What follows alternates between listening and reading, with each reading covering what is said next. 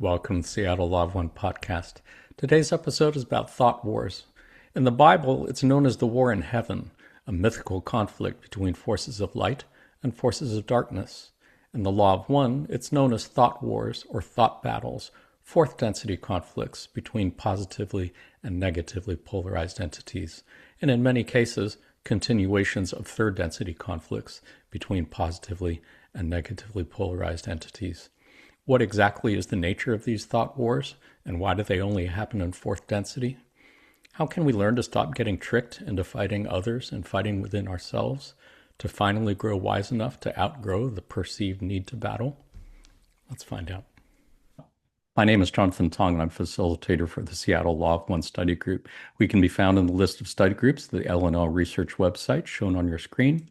We do also have a Facebook group, and we meet on Zoom twice a week, Tuesdays from 3 to 5 p.m. Pacific time, Saturdays from 8 to 10 a.m. Pacific time. You don't have to live in Seattle or anywhere near Seattle to join our Facebook group or our Zoom sessions. Anyone who's interested and available is welcome to join. Just contact us at seattlelaw1@gmail.com to get on our mailing list. We send out emails once a week with Zoom links and information on what we're talking about that week.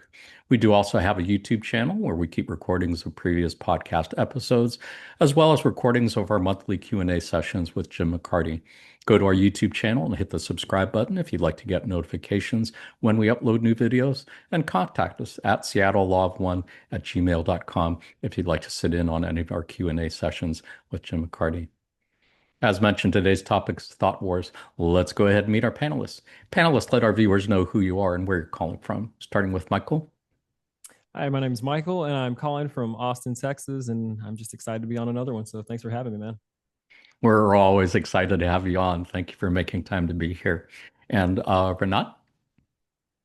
Hello, my name is Rinat. I am calling from Israel, and I'm very glad this podcast exists, both to participate and listen to the episodes I'm not in. It's a blessing. Thank you. It's always great to have you on, especially for this episode. And Andrea? Hi there, my name's Andrea. I'm calling from Calgary, Alberta, up here in Canada, your neighbors to the north. So very stoked to be here, especially since this is such a close topic to heart to all of us right now in this time and age. So thank you. Excited to be here with the panelists, and thank you, Jonathan, again for the invitation. Always great to have you on, Andrea. Thank you for making time to be here. As always, want to remind our viewers that none of us here are experts or authorities on the law of one.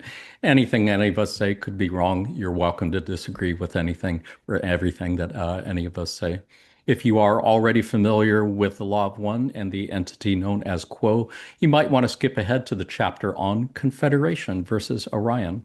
Otherwise, for those who are new to the law of one, you can think of it as a set of spiritual teachings based on the understanding that all is one and that one thing is love. All the reading passages we're looking at today came to us through the process known as channeling. You can think of channeling as a form of telepathic communication between humans and entities such as angelic beings, extraterrestrial beings, inner planes beings, spirits of deceased, higher self, etc. A channel basically serves as a mouthpiece for other entities to speak through, and in this case, those entities would appear to be of extraterrestrial origin. There are two types of channeling that have been developed by our friends at L&L Research. Trance channeling is when the channel is in a trance state, meaning they are subconscious or unconscious, as if asleep, meaning they are not at all aware of what words are coming out of their mouth as they're saying them. This is how contact was made with the entity known as Ra in the early 1980s. Conscious channeling is when the channel is in a conscious but deep meditative state, meaning they are only somewhat aware of what words are coming out of their mouth as they're saying them. This is how contact was made with the entity known as Quo, starting in the mid-1980s up to present day.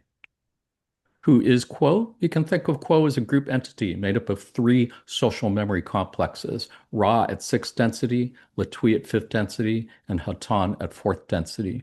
You can think of a social memory complex as a planetary consciousness. It would be as if the entire human population of Earth was merged into one group mind.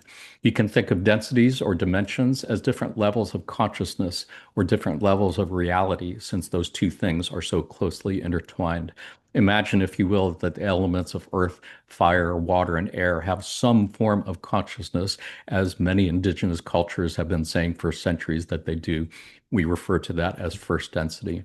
You can think of second density as the level of consciousness of plants and animals, clearly a quantum leap above and beyond the consciousness of what we would refer to as inanimate matter. You can think of third density as the level of consciousness of humans and cetaceans like whales and dolphins. Again, a significant quantum leap above and beyond the consciousness of plants and other animals. You can think of fourth density as the level of consciousness of the social memory complex. Again, as if the entire human population of Earth was merged into one single group mind. Clearly, a significant quantum leap above and beyond the consciousness of one individual person. You can think of fifth and sixth densities as whatever would be comparable quantum leaps above and beyond fourth density. There is a lot more that we could say about that. And if you're interested, check out our podcast episode on densities and dimensions. Otherwise, for now, suffice it to say, the entity known as Quo appears to be made up of three planetary consciousnesses: Ra at sixth density, Latwii at fifth density, Hatan at fourth density. First contact with Quo was made by the LNL research channeling team in 1986, almost 2 years after the end of the Ra contact in 1984. They have been channeled every month since then, up to the present day, by the LNL research channeling team. Session transcripts can be found in the LNL conscious channeling library shown on your screen. Having said all that, let's talk a little bit about Confederation versus Orion. It is worth noting that the entities known as Ra, Latwii, Hatan, and Quo, and others all belong to what they have referred to as the Confederation of Planets in the service of the infinite creator. You could think of them as a coalition of social memory complexes dedicated to helping planets on the service to others path, also known as the positive path. It is also worth noting that they have referred many times to what they call the Orion Empire, which you could think of as their negative counterpart, a coalition of social memory complexes dedicated to helping planets on the negative service to self path.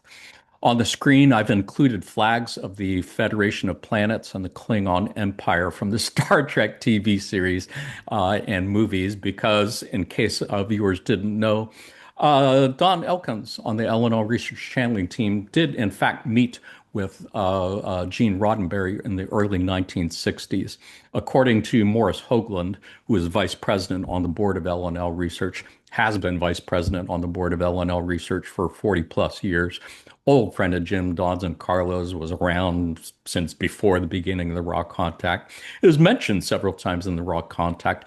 According to Morris, Don was trying to make a movie about what he had learned about from Confederation channelings, and he managed to get a meeting with Gene Roddenberry. So in that meeting, he did tell Gene about the UFO research and the channeling that they've been doing, had been doing for over a decade at that point, mainly through Hatan. He apparently did describe the service to others versus service to self philosophies that Hatan spoke about, as well as a war of sorts between the Confederation and Orion. This was all before the Star Trek original series aired, so it is fascinating, shall we say, to consider the possibility that part of those Confederation teachings actually bled through and influenced what we see in the Star Trek universe. Having said all that, let's take a look at a couple passages from the Raw Contact. In session 25 and question 5, we're going to read through question 9. To start with, questioner says, "You spoke of an Orion Confederation and a battle being fought between the Confederation and the Orion Confederation. Is it possible to convey any concept of how this battle is fought?" Ra, I am Ra.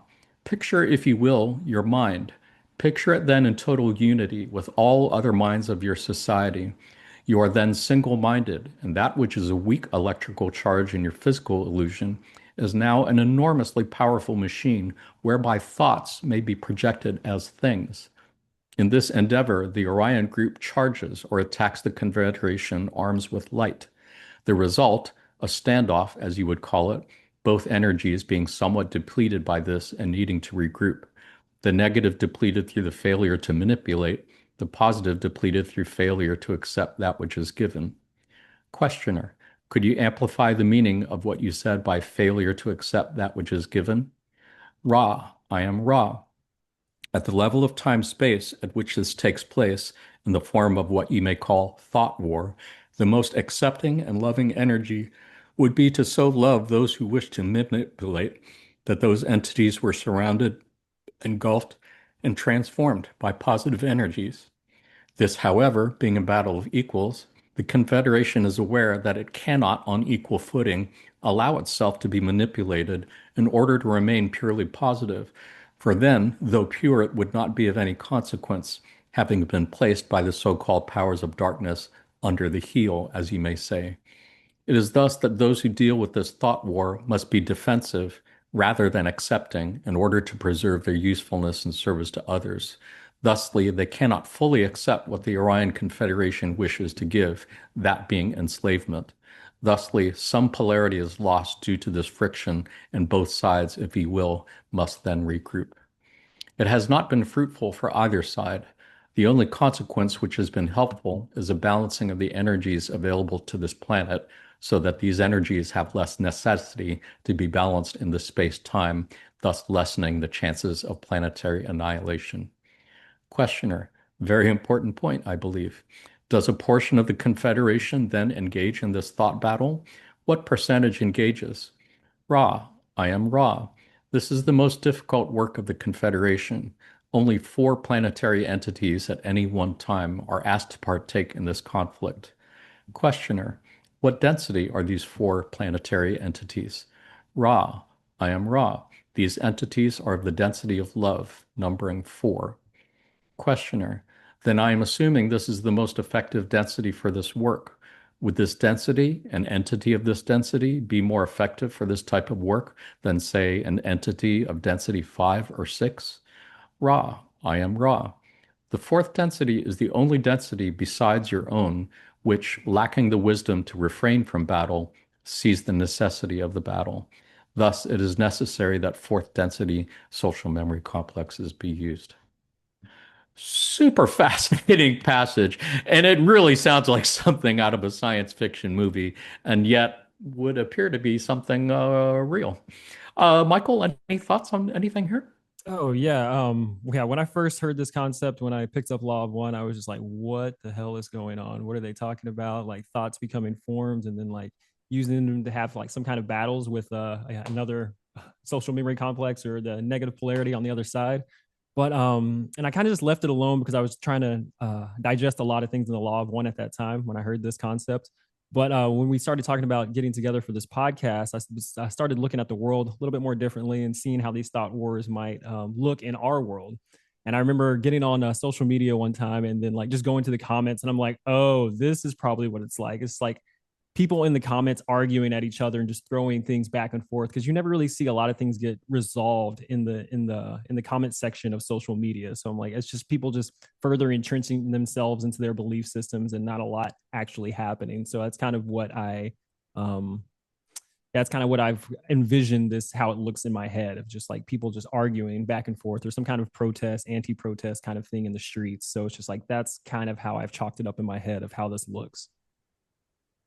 Yeah, and obvious parallels between the same kind of battles that we see here in third density Mhm. between what we could describe as positively and negatively polarized entities for sure. That whole concept of thoughts being projected as things in fourth density certainly is intriguing, and I think I'm still trying to process that myself. Yeah. What do you think, Renat? Any thoughts, reflections to add? Um, yeah, I mainly have questions or things to unpack here. First of all, it changes my view or my understanding about the fourth density that, it's all pure love, but because it lacks the wisdom, it makes room for battle. So that's something that, I need to wrap my brain around because we are here in third density and in Israel more so really feeling the battle on a daily basis. It's in your face. And now in the US, it's in your face.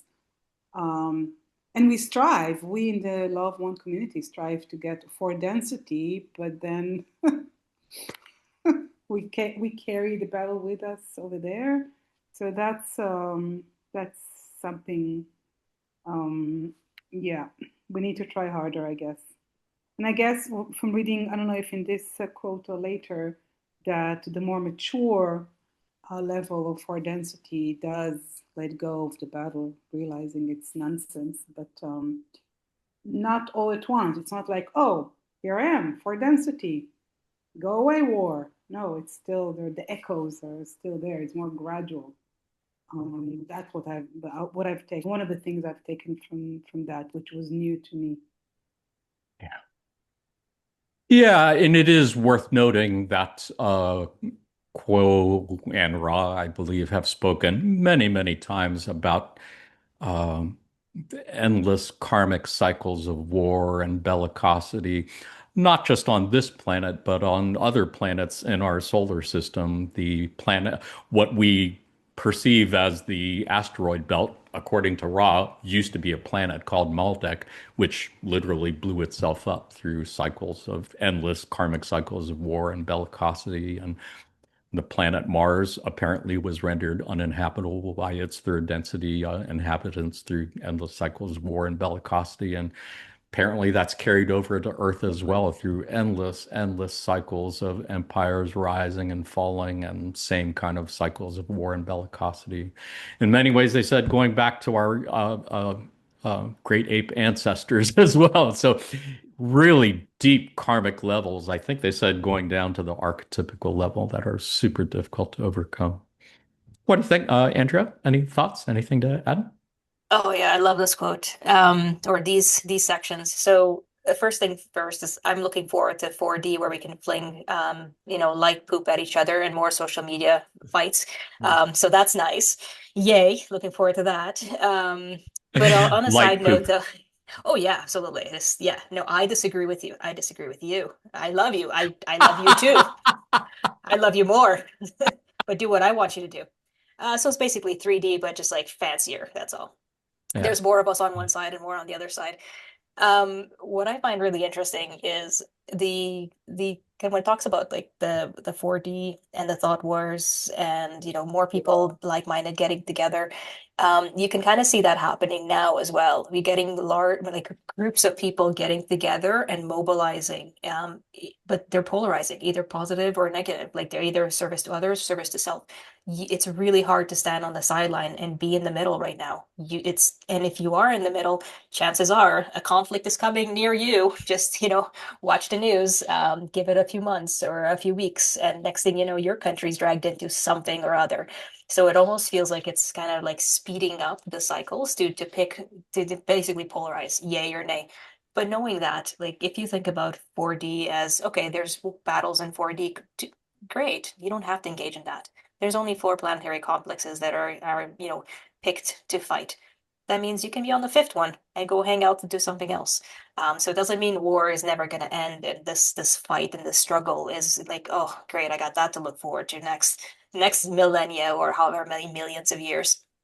It really just means that there's that option. So if you feel you haven't completed your cycle of like letting it go and love and understanding the other part, even if they want to do you harm, then you have the chance to continue that on if you want to. But you can also choose not to. And sometimes these things, they're given to us, but it's so hard to comprehend because we are in 3D.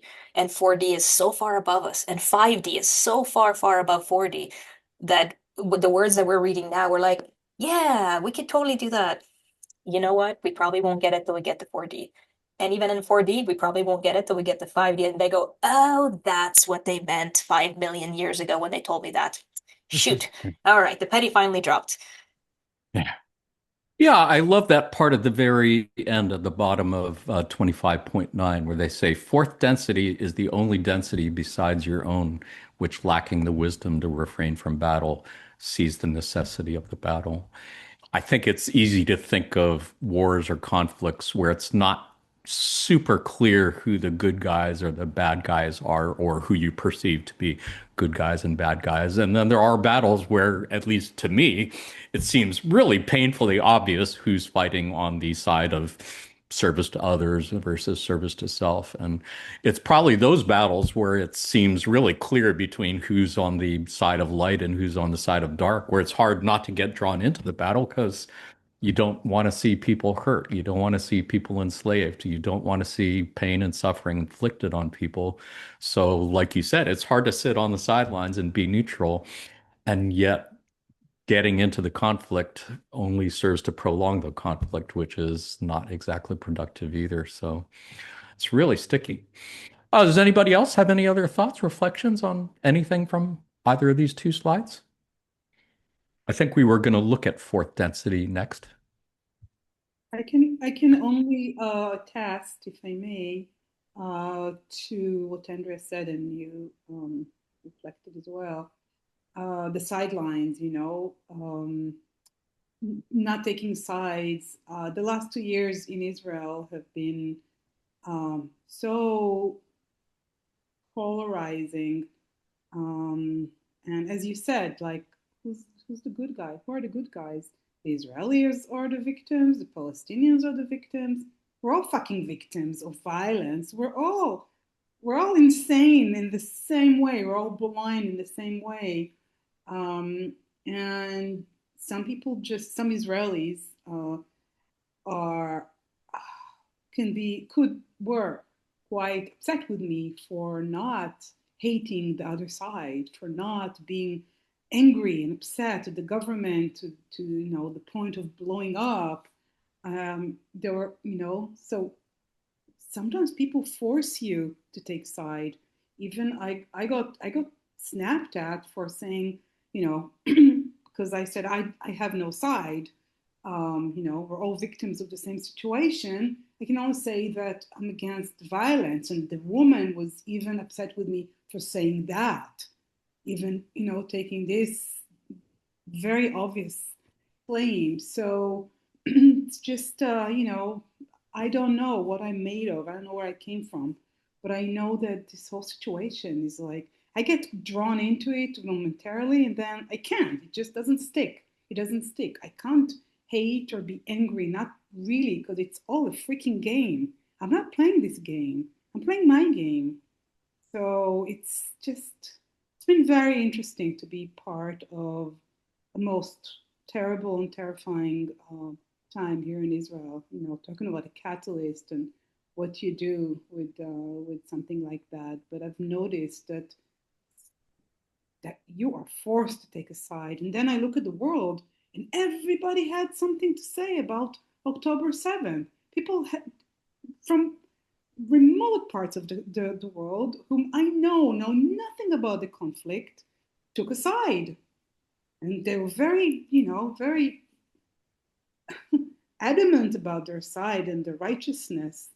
So Indeed.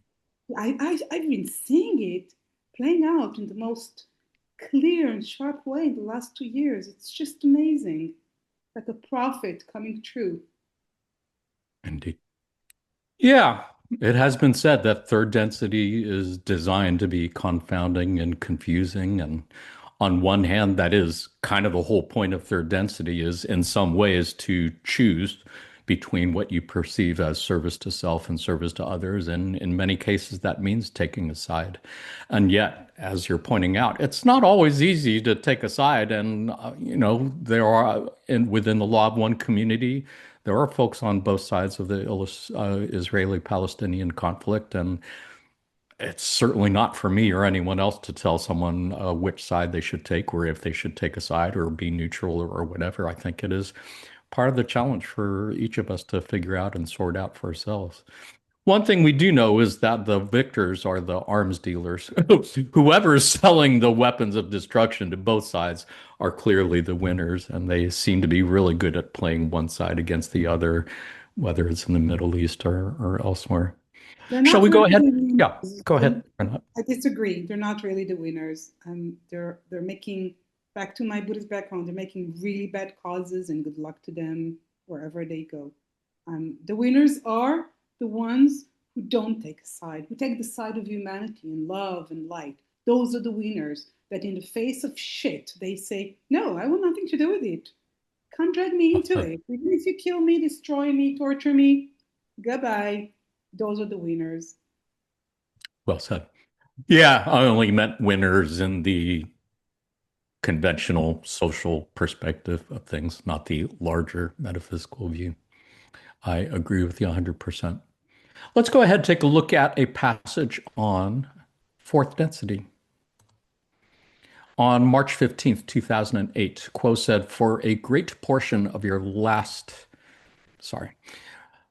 portion of your last major cycle of 75,000 plus years, those who have graduated to fourth density have felt it necessary to defend their polarity from the opposite polarity as if they were still in third density. The entities involved in this war are of the inner planes rather than coming from outside the planet. Fourth density wanderers are not coming in to carry on this war. Rather, there are entities coming in which, having reached harvestability, have chosen not to go on to fourth density, but to remain in the inner planes of third density. Their awareness is that of fourth density, yet their prejudices remain those of third density. So they are convinced that they must defend the souls of planet Earth from negative polarity. Likewise, those who have graduated in the negative sense see it as their business to battle the light. They see themselves as those who would use the light for their own purposes, leeching the power of which the positive polarity is full, and flipping it so that its power becomes negative. The situation of war, the so-called war in heaven, is a part of your inner plane's environment. Individual entities of both polarities eventually become mature enough spiritually to realize that strife is unnecessary. They finally become free of third density fear and are able to move on to their lessons, leaving the war behind. However, there are always people that are new to fourth density who are willing to take up the cudgels of this heavenly war and do what they feel is the right thing to do in protecting the innocent, developing third density souls on planet Earth.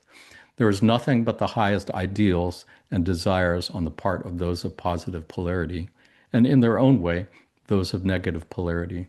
There is a good deal of confusion, but there is not the goal to spread confusion or to act in any way but a righteous or good way. It is simply that in whatever density one is in, one remains capable of error. I do like that part at the very end where they're saying it really is important to note that on both sides, there's nothing but the highest ideals and desires on the part of those of positive polarity. The intentions are good in many ways. I think we just get caught up in these karmic cycles of war and bellicosity that, in spite of our good intentions, we just keep perpetuating it because it's just a really hard habit to break. Renat, any thoughts, comments on this passage? I found it curious that they describe it's in the. Can you move to the previous Yeah. slide? Here. Their awareness of the is that of fourth density, yet their prejudices remain those of third density. So they are convinced that they must defend the souls of planet Earth from negative polarity. I isn't that the point to protect souls? It sounds like this is something we should let go of, but this is the one thing I can't let go of. This is my side. You know, while I can't pick side in a war, well, some wars I could. What's going on in the U.S. now? Very easy to pick a side. What's happening in the Middle East right here, the Israeli-Palestinian conflict is such a tangle. So I say I love everybody in the same way, and that's my understanding of defending the souls of planet Earth from negative polarity. You know, from them. If I send them love and light, then it's because I don't want them to get caught in this necessity of war and battle and winning and not losing and all this shenanigans. So I'm a little confused about that sentence. It's good to be confused, something to think about. Indeed, I spend most of my days in confusion, I think. What do you think, Andrea? Any thoughts? Oh, I love this quote. Whenever I read the first time, I was like, oh, my great, great, great, great, great grandma is sitting out there, hanging out in the inner planes and being like, no, thou shalt not be evil, bring evil upon this family. So, That's your grandma's um, fault. oh yeah, yeah, yeah, totally. So Yeah, I just love the idea of that there's, 3D, they're ready to graduate to 4D, like, let's say Plato or like ancient Egypt or like all these different like generations and eras of people, they've enlightened, they're ready to 4D, but they're like, yeah, you know what? Now my job's gonna be hang out here. I'm gonna fight those evils. Oh man, they're gonna have a hard time looking at industrialization and globalization and everything, all the Asians that have happened afterwards.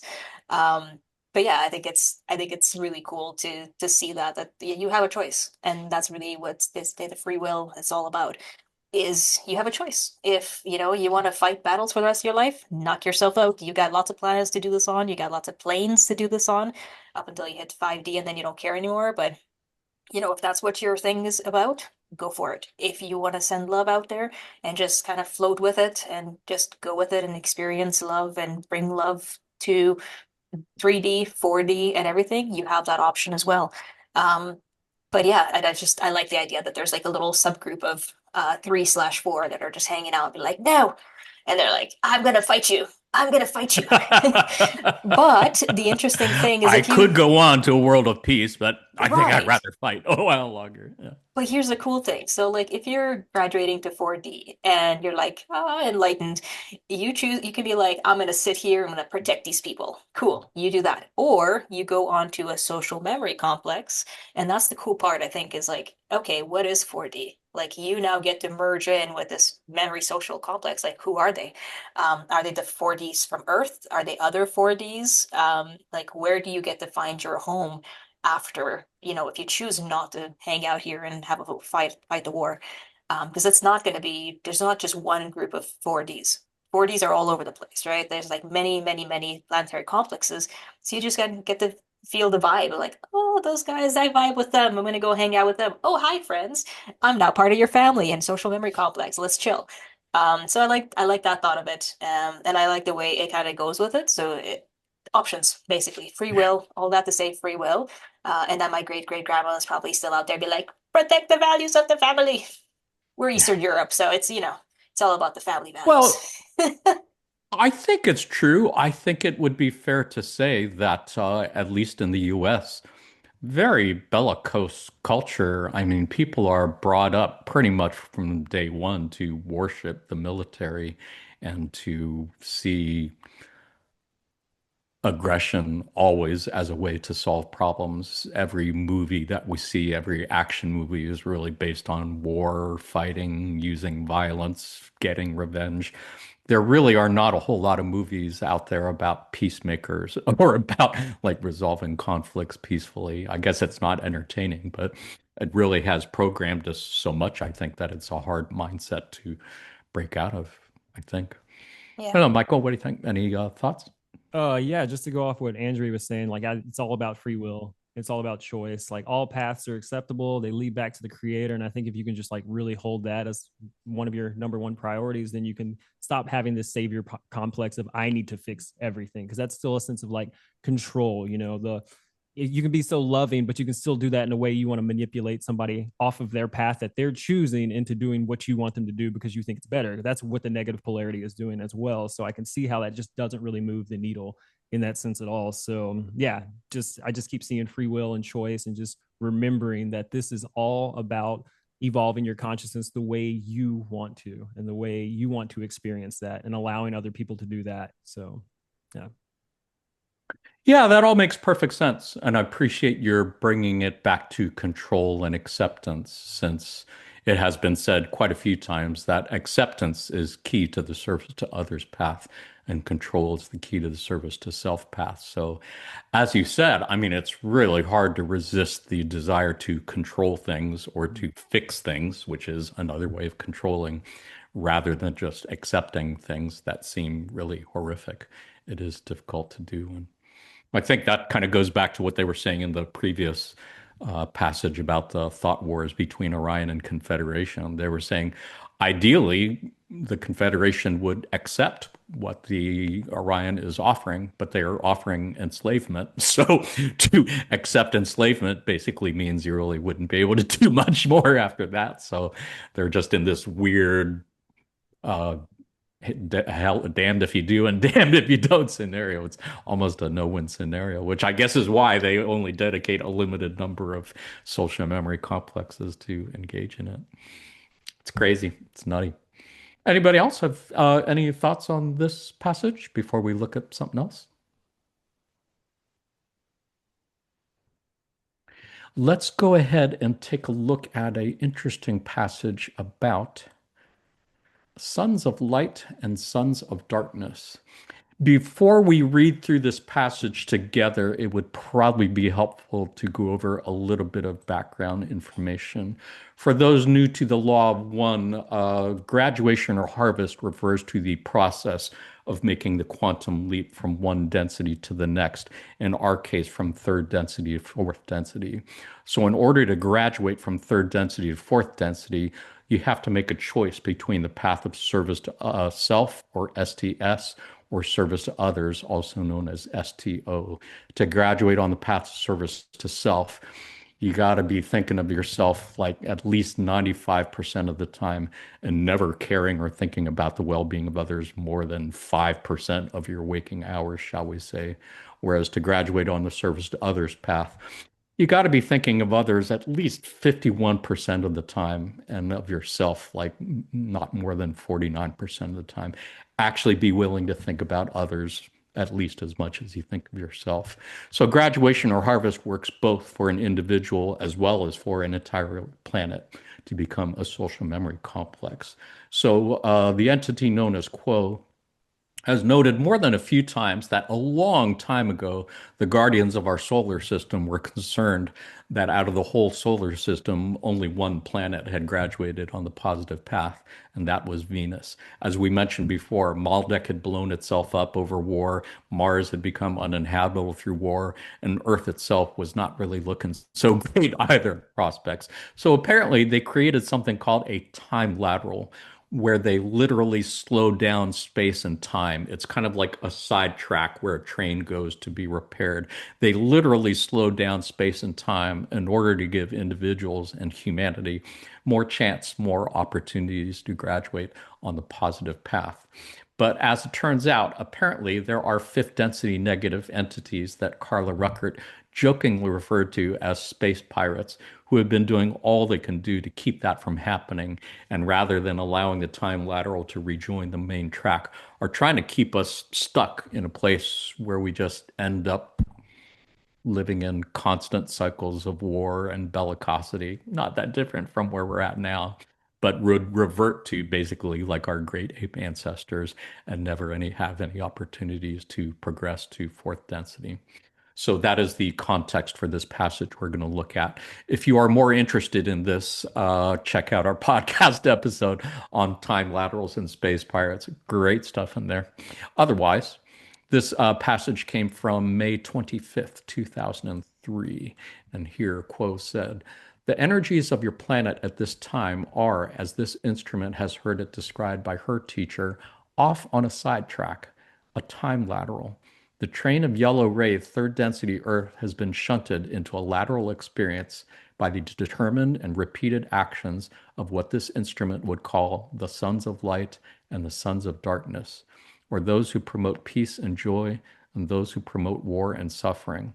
In the outer sense, these few entities have again and again, upon planets, upon this one, and many different societies, chosen the ways of war and chosen them for reasons unknown to themselves, being manipulated by those far cleverer than they, who use the suffering and pain of third density in its endless repetition of war as food. It is time to stop feeding fifth density entities who feed on fear. The only way to move back onto the normal time track of this planet is to find ways to lose fear and to respond to all situations not with hesitation, but with confidence, not with the feeling that something needs to be done, but with the knowledge that something is being done.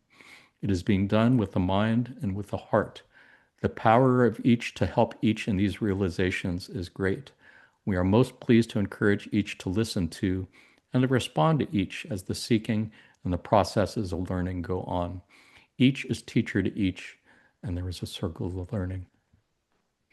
A lot of stuff to unpack in here. Really a lot of fascinating things. It sounds like a science fiction movie, and yet, if we are to believe this is true, it is in fact happening. What do you think, Andrea? Any thoughts, reflections on anything here? Just saying, sons of lights and sons of darkness, men, get your shit together. Stop it. You don't see daughters of light and darkness. I'm kidding. I'm kidding. Of course. Slap, slap, slap, slap, slap. Of course. No, no. It's there are no genders anyways.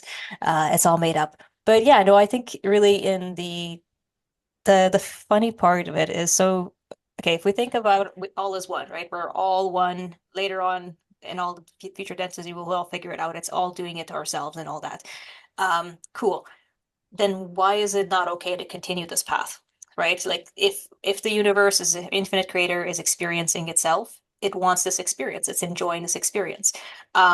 It's continuing this experience until the experience is no longer there. So is it our job to do something? No, it's our job to be. So really our job is just to pick a side. Pick a side or don't pick a side. Just be. Just be yourself. Be a good person if you feel called to be a good person. Be a bad person if you're called to be a bad person. Whatever. Figure yourself out, but just be. That's really what your experience here in 3D is. And as you're being, you realize things that you like, things that you don't like, things that align with you, things that keep you up at night. And as you go through your experience, you kind of just figure that out. I don't, this kind of call to like, let's stop feeding the fit. It's like, why? It's an experience, right? It's kind of like war. We didn't pick it, but it's an experience. A majority of people picked it. Therefore, a majority of people are experiencing it. Therefore, 5D and 3D, they all made an agreement to say, we shall experience this together until we don't anymore. So I don't think it's necessarily as a conscious to be like, yeah, let's stop the space pirates. It's more of a just be. You're here to experience 3D, to just be a lighthouse, be a beacon of love, or not of love, whatever your side is. But yeah, just enjoy your experience, try it out. Whatever happens with the time lateral, non-time lateral, space pirates, bellicosity, it'll happen. Whatever happens will happen. It won't be in our lifetime. It'll be in the future souls or us when we reincarnate here if we choose to, or maybe we'll go out take a vacation somewhere else where it's nicer. Just be like, I'm done 3D on Earth. I need a vacation after my 3D on Earth. I'm going to do 3D somewhere else where it's all butterflies and flowers, and then I'll come back to Earth afterwards. So you have those choices, right? I think in terms of free will, the when we have these calls to like stop doing something or start doing something, I always find it a little bit odd. I think it's kind of toned down. The message is toned down to 3D. That's how we understand it. We understand it as a stop or don't or do. I don't think that's how it's meant. I think honestly, Well, and it's I really think meant they're to be agreeing with you in general. this passage. If I understand that correctly, in that first paragraph, they're saying um, these entities have again and again on planets after planets and here in different societies chosen the ways of war, chosen them for reasons unknown to themselves, being manipulated by those far cleverer than they who use the suffering and pain for food. Because I think they're saying, like you don't have to fight. You really don't have to do this. Just be. And yet it's so easy to get manipulated into fighting this war between light and dark, I think. Sure. Oh no, what do you think? Michael, anything to add? Any thoughts? Yeah, that's exactly where I was going with this. That line of people have chosen the ways of war and chosen them for reasons unknown to them. Like that's the real tragedy right now. It's like people don't know who they are. They don't know how to just be because they haven't taken that time to like look within themselves and say, "Who am I?" And like ask those questions and then just be that thing that you are. And then you can get labeled by anybody outside of you. That's fine. But the thing is, like, you still just have to be yourself and then everything will play out from there. So I think it's just yeah, a tragedy of people just making choices that are unconscious choices. So yeah. And I think that's the key. So much of what we do is done unconsciously. So many of the thoughts that we think and the beliefs that we have are because they've just kind of been imprinted and is unconsciously and hard to break. Michael, am I remembering correctly that you grew up in a Christian tradition? Oh yeah, man, in West Texas Christian tradition. Have My you parents, heard of the yeah, Sons of Light and the Sons of Darkness? not in the same sense of what they're I guess they're talking about here. Kind of similar, but yeah, we didn't really talk about that too much in the church that I grew up in. I'm only asking because I remember when I was little, like in elementary school age. My parents had a book about the Dead Sea Scrolls, Mm. and for some reason, I found myself thumbing through it one time. And if you do Google it up, like look up Sons of Light, Sons of Darkness, you'll see in Wikipedia or something that it is actually something that was written about in the Dead Sea Scrolls, where they were describing an apocalyptic battle between forces of light and forces of darkness. And they referred to themselves as Sons of Light and Sons of Darkness, which is interesting. I asked Jim McCarty about it one time if he was aware of it. He wasn't aware of it. I asked him if Carlo was aware of it, and he said, to his knowledge, she wasn't. So it's just an interesting. This is the one and only passage out of all the channeling transcripts in the library where they refer specifically to Sons of Light and Sons of Darkness. But interesting stuff for sure. What do you think, Renat? Anything to add? Any thoughts, reflections? Yeah, again, it always back to crazy land. Yeah. Later on, Armageddon, I'll tell you know, I don't know if you know the, if you're aware of the origin of the word Armageddon, but again, it's here. Yeah, something we haven't mentioned is the veil of forgetting. You know, it's like we're frustrated about those who forgot, but this is part of the design. We know everything before we're, uh, built or poured into, before our soul is being poured into our physical body, we know everything about who we really are. But then the veil of forgetting, which is part of the big experiment, and I think it's a flawed part, um, wipes it out, and we're being manipulated and thrown around and all that. Only those who are aware of their polarity and are doing the manipulation either for light or for dark are are there, but the rest of us just kind of stumbling around. Not all of us, apparently. Some people are aware of their choice and who they are, for better and for worse. But the veil forgetting is, that's why we are part of this game. So there's some inner built contradiction. We're supposed to move on, but then we have this disability of forgetting. So I don't know. Yeah. The designers of the game should figure it out. But Well, and also, they designed it specifically to make it harder. There was some passage we were looking at recently where they it's too said hard. it's Yeah, only because of the veil of forgetting that you could even begin to see somebody else as an enemy, that you could even begin to see somebody as more or less lovable than anybody else. yeah. But And but if the veil is really so opaque, then it's a matter of balance. But there are those, I can't remember where, but I've heard it. There are those who believe that the designer is the creation or the creator, are aware of this the thickness of the veil, and is starting to lift it by way of, I don't know, somehow encouraging people to wake up.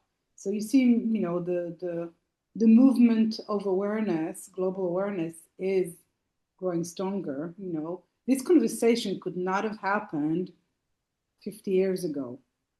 Would be thrown in the asylum. So something is happening. But one more point is that I find this sentence, that um, not with the feeling that something needs to be done. It is being done with the heart and the mind. I find it comforting and reassuring. Not all is lost. It might be, but not all is lost. We might blow ourselves up. We came close to it before in history.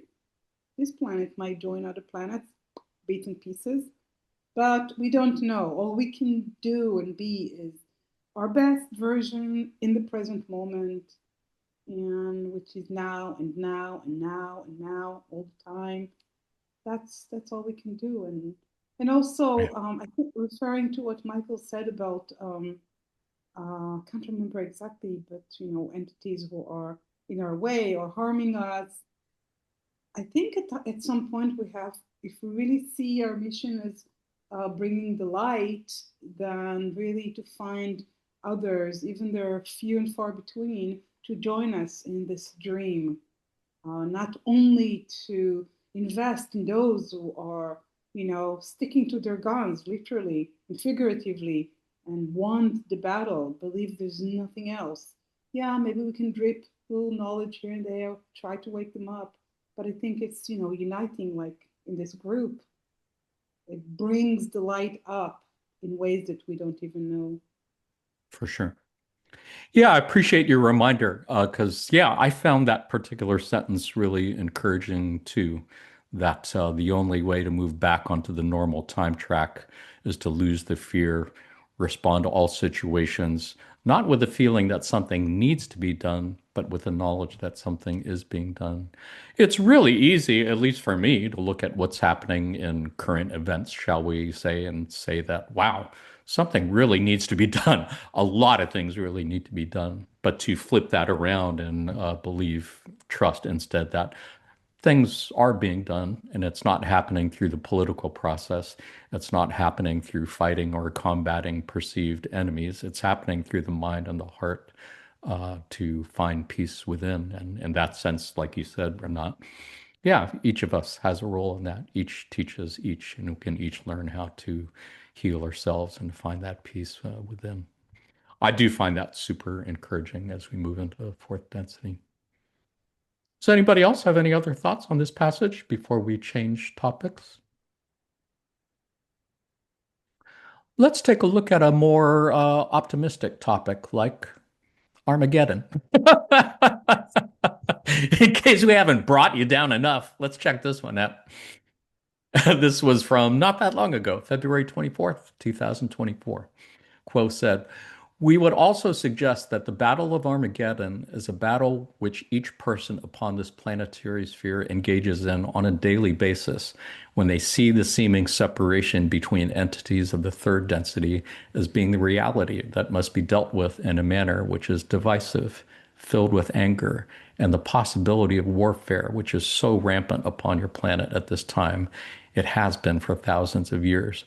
This is a battle that can only be won by those who become conscious seekers of truth and who see within themselves the seeming separation covered by the total unification of all things and all people existing within the infinite creator, and the infinite creator exists within them. It is the great hope of the Confederation of Planets and the service of the infinite creator that more and more people upon your planetary sphere can become aware of this battle within themselves and reflected in the world around them. For as what heals the self, what heals the world around them.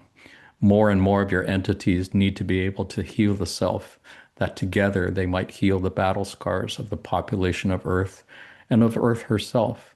For she has been the victim of these battles for thousands and thousands of years and needs your assistance and attendance. We correct this instrument to the need to see within the illusion of separation and find the unification of all." Yeah, really appreciate everything that's said here that I think kind of touches on what we were saying not that long ago. I'm remembering what Andrea said a little while ago about sons of light and sons of darkness instead of daughters of light and daughters of darkness. And I think we would be remiss if we did not point out that it does seem to be primarily males who are like beating the battle drums and instigating all of these wars. And that, as Quo has said many times, our planet really has had a gross imbalance of male or yang energy for a long time and really desperately needs to be balanced with more female or yin energy. So I think maybe that's part of what they're talking about in this passage of looking within and trying to heal the outer world by finding more of a balance within. And maybe that has to do with balancing male and female energies. What do you think, Michael? Any thoughts on this? Maybe it's the feminine who's manipulating the masculine, maybe the masculine are the Jesus. unconscious people fighting in wars that they have no idea what they're doing because they're manipulated by the clever female, So I'm maybe that's telling Mother Earth about this one, just that's it. You're going on the you're going on the I'm list. telling Mother Earth. Desi might be about the this one one. who is manipulating. Mother Earth might be at the top of the negative polarity. No, I'm just kidding. No, but when I see this, like what I really was drawn to is just like the Battle of Armageddon is pretty much a battle within yourself and healing your own self, becoming more conscious of what you want in life, you know. So I was just like, oh yeah, that's actually where it is. The thought war is really just between you and yourself. And like as you heal yourself, you will heal the world around you, not in a way of control of like I need to fix everything outside of me. It's just like it's just a natural occurrence of if I get my shit together, the world will too. So just trust that. Yeah.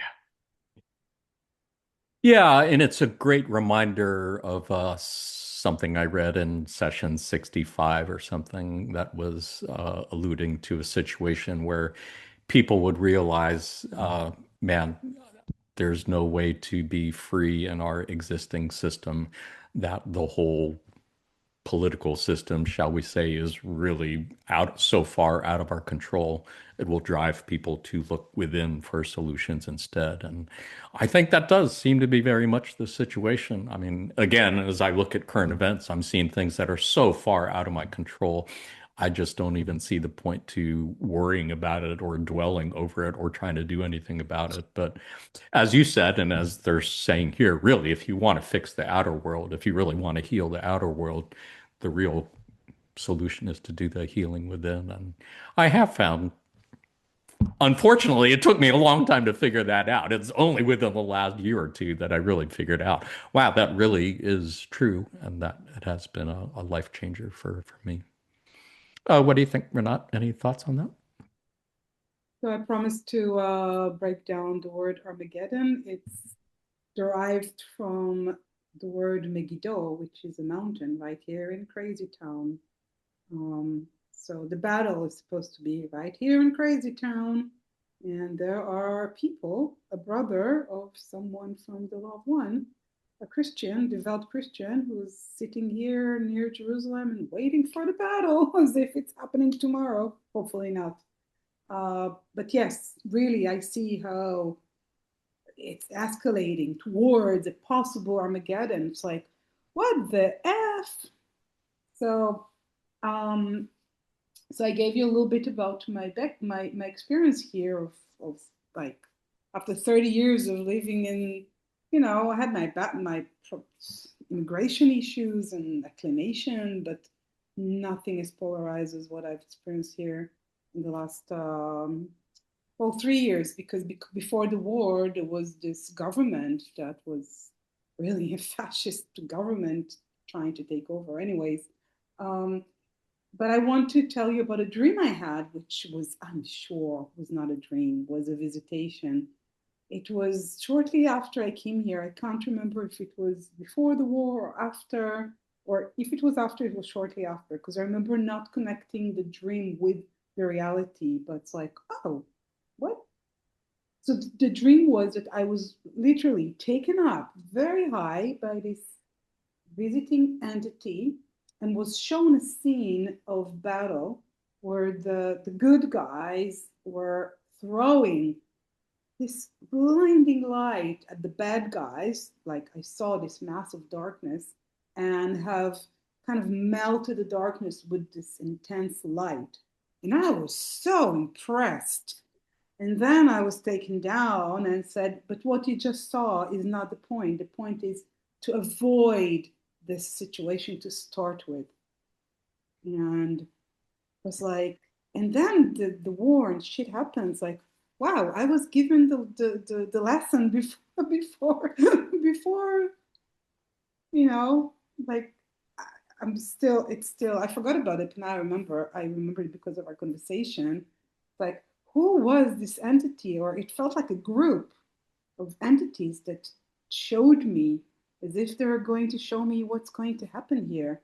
And and that has been because of, thanks to them, or just it was a reminder that I'm not taking sides. Everybody is a victim and everybody has the possibility and the option, the power to make peace and to make Crazy Town into normal town.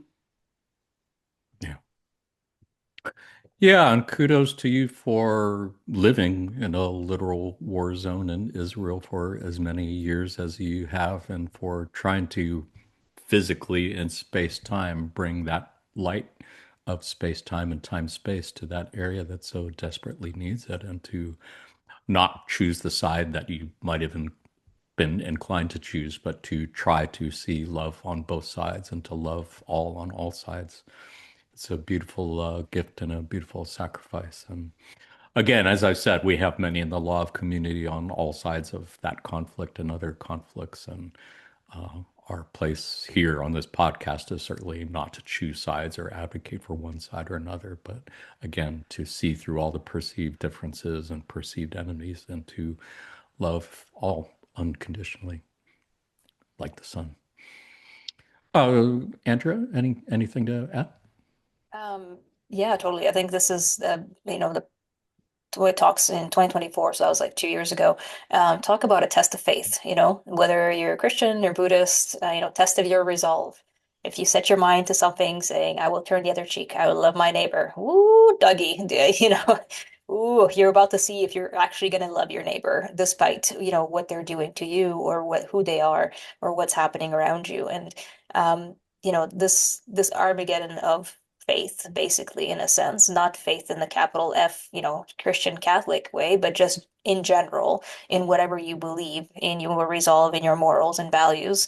This is the battle, right? The battle of inside yourself to say, do I feel like I need to do something? Is that my value? Is I will fight for others, or no, I will love others and let it play out. I will agree that this is how they have a pre-incarnational agreement that they're going to get, taken, dragged away, and beaten, or whatever is going to happen to them. Is it for me to step in? Is it not? This is the chance to really open up your morals and values and your beliefs and dig deep inside and see what does that look like? What aligns with you? What's your truth?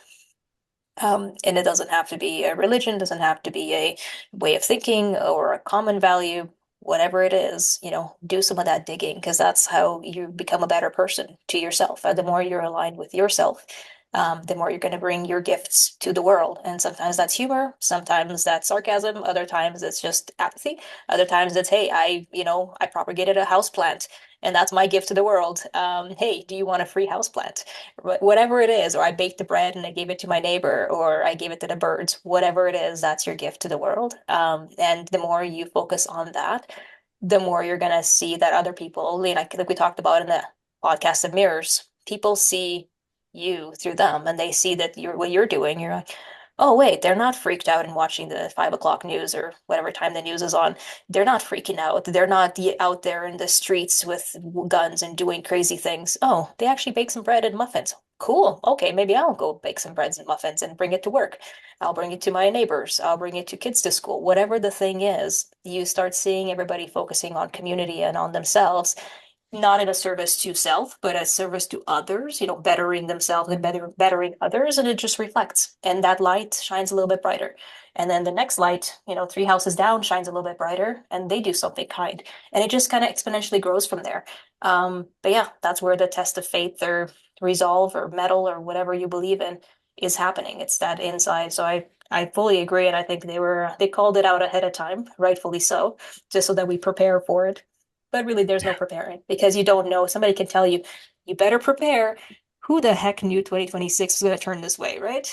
Let's not even talk about 2027 or 2028. Gee, yikes. But you don't know. So all you got to do is just focus on that. How can I be true to myself and a better person or a worse person? Whatever floats your boat. Whatever floats your boat. Well, like you said, so much of Yeah. it really does come down to faith because you Yeah, cannot know for sure that making a loaf of bread or some small act of kindness is in fact making a difference in the world. You kind yeah. of have to take it on faith, but that is kind of the challenge that we've been given. And I'm thinking it's at least as good as anything else one can do to bring love and light into the world. Exactly. And you know what? If we're wrong, and here's the funny part, I was thinking about that today. I'm like, you know what? What if it ends and we end up being like, shit, we were completely wrong about all of this. This is whole giant lie just made up for us. And we're just like believing these ghosts that don't even exist. And this Orion just having a ball at our expense. And I'm like, so what? I enjoyed myself. I had fun. I enjoyed this life. Like I enjoy baking bread and bringing it to neighbors. Like that made me feel good. Okay, maybe that wasn't the point. Oopsies. Try again. And if you don't get to try again, well, at least you enjoyed it, you know? I So would yeah, rather err on the side of love than the side of violence and fear, exactly. for sure. Well, and I really appreciate what Michael said at the beginning about how we normally think of Armageddon as something that's happening in the outer world. But as they're saying here, Armageddon is fought every day inside each person who sees somebody else as a perceived other and feels a need to deal with them in a aggressive, divisive, angry way. So appreciate the highlight on that, Michael. Yeah. I think I had one other passage about Armageddon. Did anybody have any other thoughts to share on this one before we look at that one?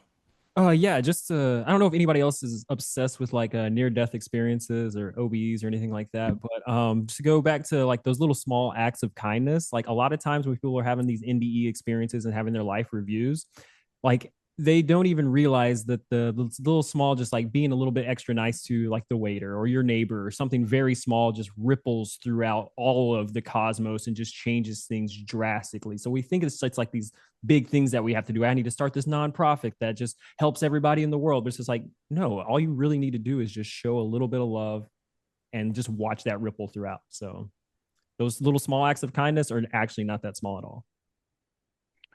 Such an important point that is so easy to overlook. Really appreciate you bringing it up. I think it was in the podcast episode on democracy of spirit where we looked at passages saying that, among other things, all acts of service are equal, whether you heal 1,000 people or you clean the toilet with love in your heart. In space time, big difference between those two. But in time space, where intentions are everything and material objects are kind of like iffy, shadowy things, no, those things could be exactly equal. And really appreciate the reminder on that, Michael. Anyone else? Any other thoughts on this passage before we look at another one? Let's do that. Sorry, I'm having difficulty here. This was from March 19th, 2006, and Quo said, Fourth density already exists. It is a very sound and healthy child. It is a new heaven and a new earth, and it is filled more and more each day with those who have ascended in the natural way of things. From planet Earth through the gateway of death, it is the great hope. Oh, I'm sorry. You know what? I am having a hard time with my cursor here. I cannot move. All right. I am going to have to edit this part out because this is really fucking me up. Hang on.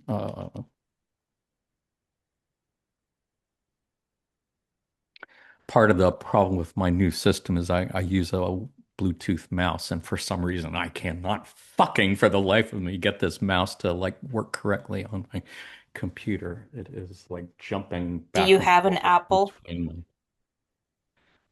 Yes, it is.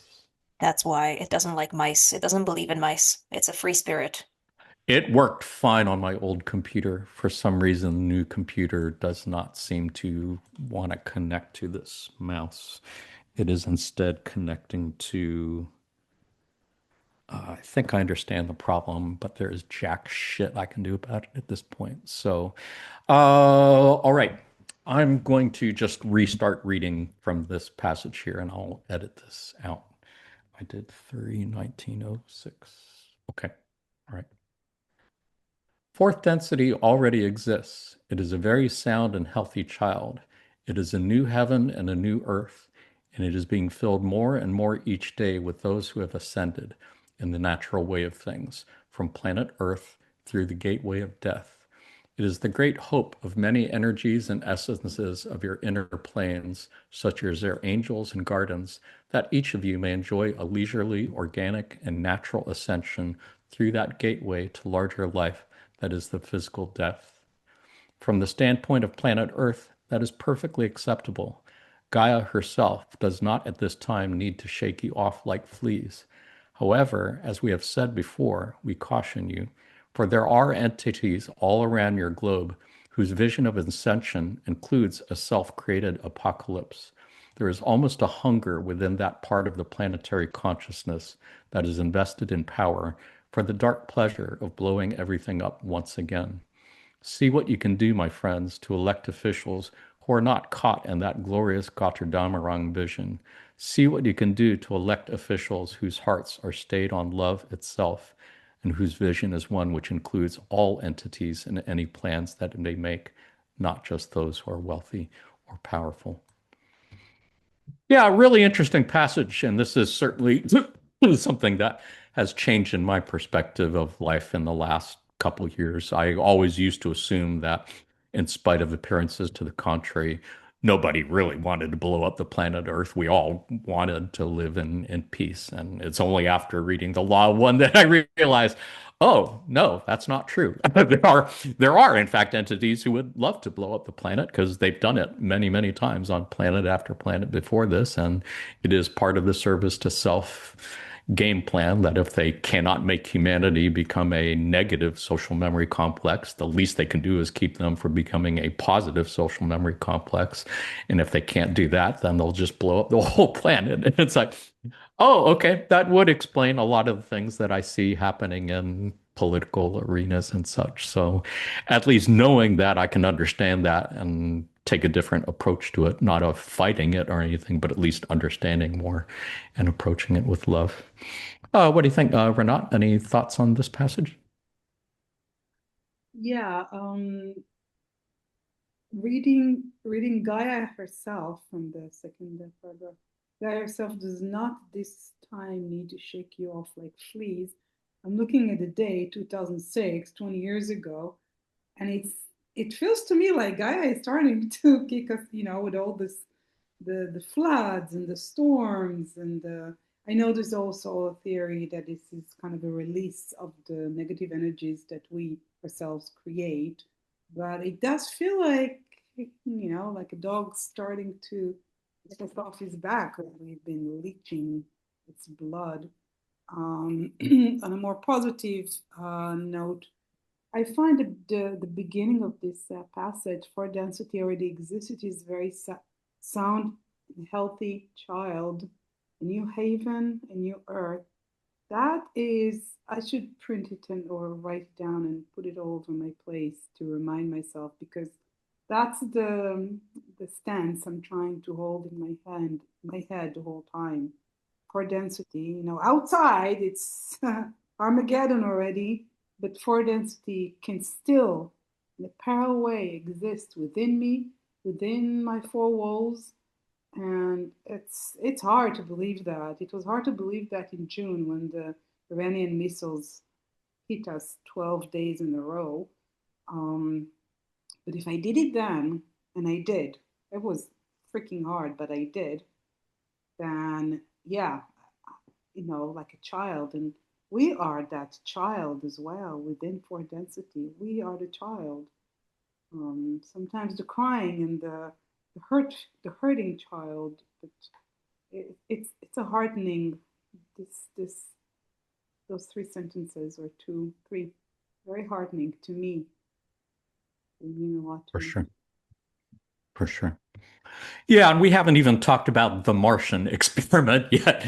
I believe or not, you were on the panel for our podcast episode on War and Peace, where we looked at passages where Quo talked about how the Martian population that blew itself up, the guardians of this planet or our solar system, apparently decided to take the Martian population, do some genetic modifications on them, give her a greater capacity for abstract thinking, adjust the jaw for greater powers of speech, and transplant them on planet Earth. And I believe they put them in the Middle East for starters, not foreseeing the possibility that these Martian transplants, with their bellicose history, might actually come to see themselves as superior to the native Earth entities that were here already and led to the founding of the Judaism and Muslim and Christian religions, and all of the conflicts that we see in the Middle East apparently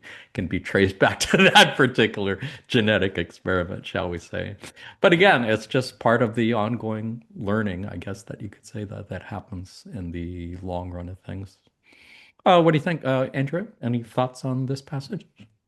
Yeah, and I agree with Renat. This is a message of very positive and knowing that, hey, yeah, fourth is there. So if you're good, you're good. Like it's all good, man. You don't have to go to fourth. You don't have to fight it. You don't have to fight for the souls of others. You can if you want to. You can go pick up a gun and fight, or you can just be like, hey, I'm good. This has been amazing. I've enjoyed it.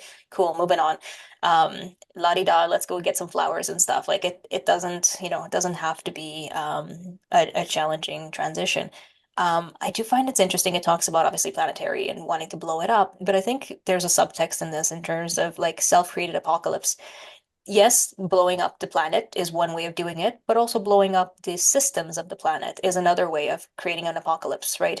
Throwing up financial systems in ruin. You can't like, okay, who owns my bank? Like, where's my money? Where I can't buy food. Okay, wait, who's gonna break the food? Throwing transport, throwing peace treaties up, blowing everything up in that sense, I think is also a way to create an apocalypse without actually physically blowing up the planet because it's creating just as much chaos, just as much pain and suffering and transition. It's creating catalysts for everybody. And I think besides just Mother Earth deciding to, okay, you guys are done enough. The volcanoes are all going to synchronize now for you guys, shaking us off as fleas. There's also the internal piece of like, okay, you guys have built, we as, society have built all of these systems in place. We were born in these systems. Maybe the apocalypse is let's just tear it all down, all right? Let's just go back to farming our own little plot of land, doing whatever. Maybe it's not. I might be wrong, but it doesn't I was necessarily going to mean say press the button and everything goes boom. Yeah. the collapse of that whole system is a good thing and Yeah. probably And, needed. and I'm not saying it is, I'm not saying it's not. I just mean I think there's a subtext in there as well. And I think that's what we see a lot of that like collapse that's happening. It's not just a boom boom. It'd be easier to say, oh, look, a nuclear bomb fell over there or over there, and you can put it on a map and say only that area is affected. Instead, there's enough chaos that's happening that it's almost like an apocalypse, not to be dramatic, but there's so many things that are being stirred and shaken that you don't really know where to find your footing. And in that sense, the vision is happening. It's just not a press the button and kind of like Mars or Valdec, right? But that's okay, and it doesn't have to be. But I do like the kind of going back to the fourth. Like fourth is already here, so it's all good. You can just be a good person, be yourself, find that love, and just whatever will happen will happen. You're here because you chose to be here at this time. So yeah, we all apparently signed up to be here exactly in this space time, to be born exactly in these bodies, exactly in these areas. So yeah, you kind of picked it. Not victim blaming, but like, yeah, yeah, we're here because we chose to, so might as well make the best out of it. Yeah, and it's worth noting that fifth density is referred to as the density of wisdom. And as Ra said back in session 25 that we started with, that apparently fourth density, as they said, is the only density other than our own that lacks the wisdom to refrain from battle and sees the necessity for battle. So there is something about becoming wise enough to outgrow that perceived need for battle that I think is something that we're all hoping for and striving for within ourselves for starters. Michael, anything to add? Yeah, I mean, always remembering that we chose this life and this incarnation is a very powerful tool for me just to get out of victim mentality and just really take part as a co-creator in creating whatever reality, whether it be the crazy one or a normal, more loving one. But it's also really crazy to think about there are entities out there that do want to blow up the planet and have mass holocaust like Armageddon, but it's also important to accept that that's out there. If you can pretty much think of it, somebody wants to experience it, and that's just the truth of reality. So if you can just get to some point of accepting that and just knowing that those powers are out there, then that will give you like a head start of just like knowing where you want to fall or knowing that your power is important to them because they're trying to get your power to make that reality possible. So it's just like we're co-creating this thing, whatever it is, and we're all very powerful individuals, whether you're in the top 1% or the bottom 1% monetarily speaking. Like we're still very, very powerful beings, equally all as powerful. And as soon as we just realize that we are not victims in any sense, of that word and where true power lies, then you can start acting in ways to create the world that you want to live in. So. Beautifully said. Yeah, I think it reminds me of what we just read in the previous passage about getting away from the feeling that something needs to be done and trusting that something is being done and it's happening in the minds and hearts of all. And yeah, especially appreciate what you're saying about creators and co-creators. I think it goes back again to that podcast episode we did on democracy of spirit, where they were saying all souls are exactly equal, whether you're the president of the most powerful country in the world, or the richest person in the world, or some unknown schlub sitting on a street corner begging for spare change. Those souls are exactly equal, and we all have exactly equal power to co-create the world, in spite of all appearances to the contrary. So really appreciate the reminders on that, especially at this time. Anybody else have anything else to share on this passage before we look at one more topic, last couple passages? Really enjoying the conversation and really, as always, appreciating everybody's points of view because I'm learning from everyone here. Let's go ahead and take a look at a couple passages on what has been referred to as shadow work. On March 10th, 1996, Quo said, "We were speaking of the desire to lose the darkness of the nature as not bearing fruit.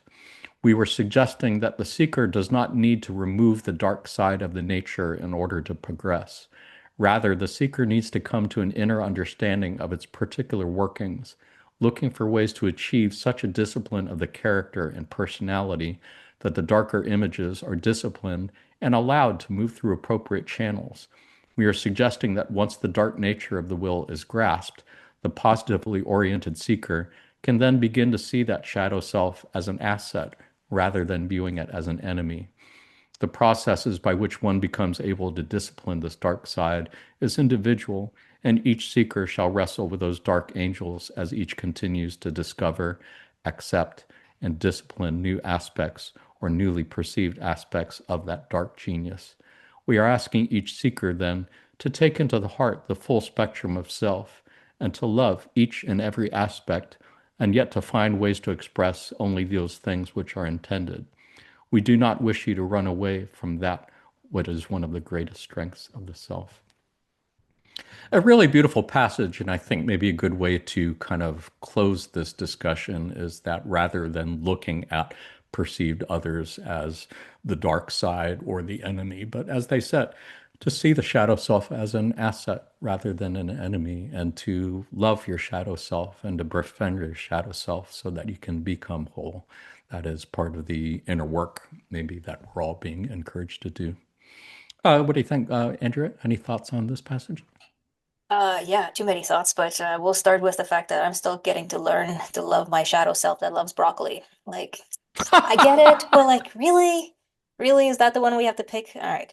Um, no, I mean, it's the idea of a shadow self is so 3D, it's so humanity. Because if you look at animals in nature, like they'll, hey, something happened, I will turn around and eat you. Okay, that's not mean or evil or shadow or whatever. It is, and it's okay. And it's okay for it to just be. We kind of come up with ways to categorize what's good, what's bad, and what's, socially not acceptable. And that's there from our shadow self. But I like that in the most recent years, psychology has really helped unpack some of that through therapy. So you can sit with a therapist and be like, oh, why did I get really mad with that person cut me off in traffic and I wanted to take a baseball bat to their car? And it's like, okay, strong reaction, let's unpack it. And as you go through it, oh, because I felt unjust. Oh, because I felt unheard because they did something to me. Oh, it's because I felt as if they took away my agency or whatever. Oh, that's why. Okay, now suddenly you don't feel like taking a baseball bat. You're just like, oh, okay, I feel like I was hurt and they upset me by doing that. Okay, we used our words to express it instead of using violence or whatever. So I like that, psychology and therapists have really helped kind of narrow that down, and it's more less taboo to speak about it, to kind of unpack it in therapy. Obviously, in social groups, still can't talk about it, and that's okay. But we all do our work inside, right? We all think about like, oh, why am I really upset when Jonathan said that? Or like, oh, when Riyadh said that, something just didn't feel right. It's just, I got offended. why? Like, where did you get that from? And then go through that and go, oh, that's why. Okay, I understand. I no longer feel upset with that. I love it. It's okay. And realistically, like Michael said, we're all co-creating. We all have the power to choose something. I'd rather choose multiple $1 million in the lottery than to choose to hurt another person, or go and rob somebody out on the street. But we can. There's nothing stopping you from going out there right now and robbing somebody. There's consequences, but there's consequences to winning multi-million-dollars in the lottery too. It's just a co-creation piece, and you have to make that choice. And to know that you have the capacity to go out there and take money from another person or rob them or do something else to them, it's kind of like, oh, yeah, I guess I have the capacity. I don't really want to. I'm like, I don't want to eat broccoli. I don't want to go rob a person. Like, why would I do that? Like, yeah, that's not my path. That doesn't align with me. So just making peace with that and just saying, hey, yeah, we all have the capacity to do unspeakable things. We're just never going to do them because they don't really align. And to try to hide that away and say, oh, how dare I think about taking a baseball bat to that person's car because they cut me off? Like, no, it's okay. It's okay you thought that. Just unpack it, figure out where that came from, and love it and heal that part of yourself that felt like that. And know I that, think that's what yeah, they're saying. It's yeah, okay to think those things. You yeah, don't have to yeah. act on them, but it's okay to think them. You don't have to suppress them. But you have to unpack it too and learn to love that piece and not have to hide it because then you just become repressed and you just have all those feelings and thoughts in your mind and you never really like go through it. You have those blockages, right? So in order to let go of those blockages, you just gotta unpack it. Yeah. Highly recommend therapy, just saying. Or meditation. One of the two. Always a great Speaking tool. as someone who loves broccoli, I do want to say, what's your issue with broccoli? I love broccoli.